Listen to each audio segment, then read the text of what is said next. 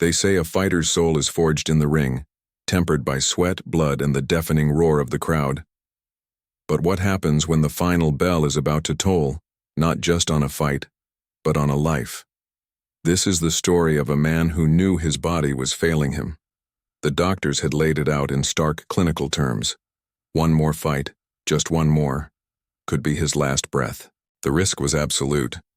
But for someone who had breathed the canvas-scented air his entire life, walking away was a different kind of death. It was the death of his spirit, the silencing of the only music he'd ever known. So he made a choice that defied medicine, that defied logic but honored the warrior within. He laced up his gloves one last time. There were no flashy sponsors plastering their logos on his shorts this time, no blinding camera flashes capturing his every move. It was stripped back to the raw essence of combat. Just him, his longtime rival across the ring, and a crowd of faces who had no idea they weren't just watching a match. They were witnessing his final farewell. They were the unwitting audience to a legend's last dance.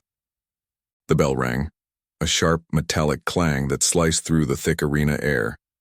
And from that very first second, something was different. He wasn't just fighting. He was performing an exorcism of his own past. He moved with a ferocity that belied his age, a fire in his eyes that burned hotter than any youthful ambition. Every jab, every hook, every desperate block was a memory brought to life. A left cross, and he saw his very first victory, the referee raising his trembling, bruised hand. A quick duck and weave, and he felt the warmth of his mother's smile, her pride radiating from the cheap seats all those years ago. He could hear the ghosts of crowds past, thousands of voices chanting his name in a thunderous chorus that echoed only in his mind. Each punch he threw was a chapter of his life story, written in sweat and grit.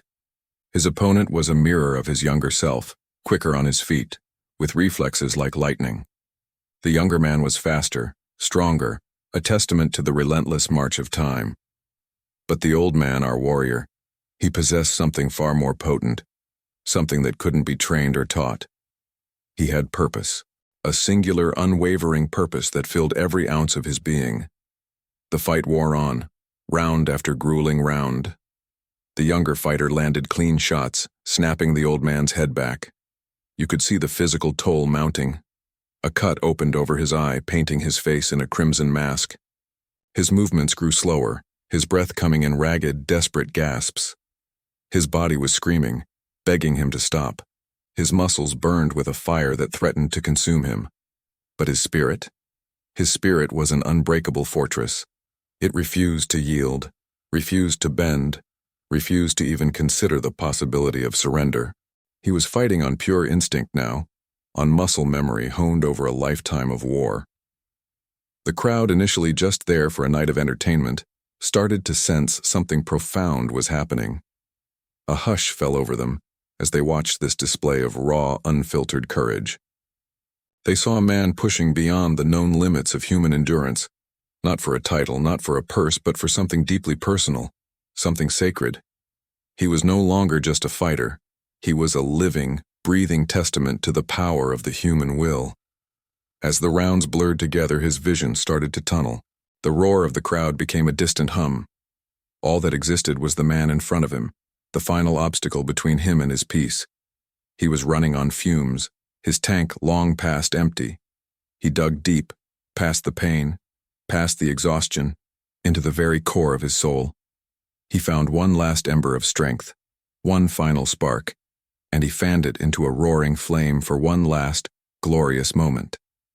This was it, the final round. His body was a wreck, a vessel on the verge of complete collapse. He was a ship taking on water, sinking fast, but with its cannons still blazing.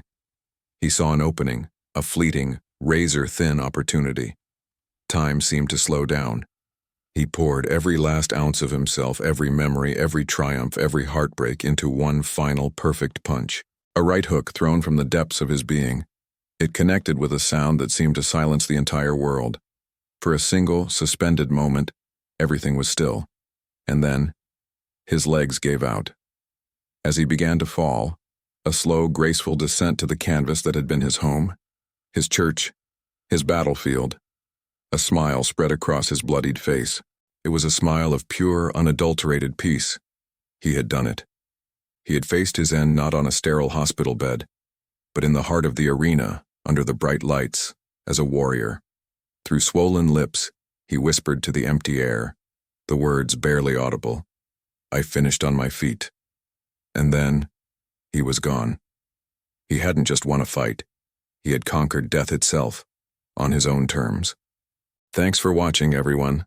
If this story moved you, please consider hitting that like button and subscribing for more content that explores the depths of the human spirit.